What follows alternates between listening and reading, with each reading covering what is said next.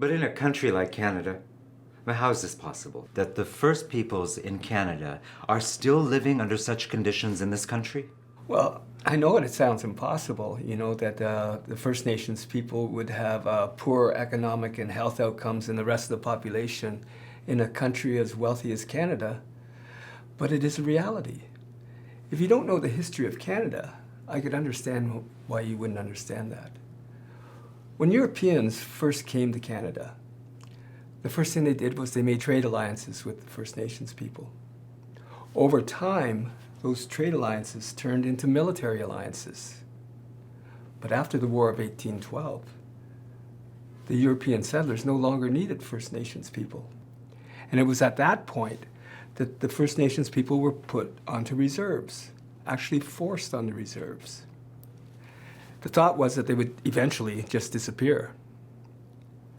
When that didn't happen, the state came onto reserves and they took the children away from their parents and put them into residential schools.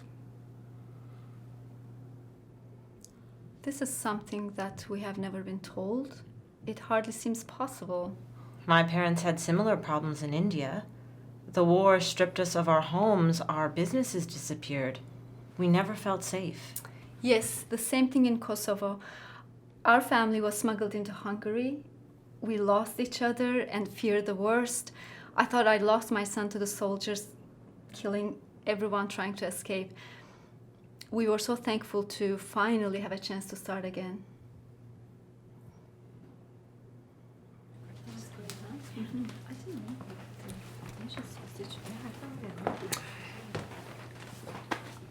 I don't understand why your people can't make it. I spent 3 years in a refugee camp with nothing.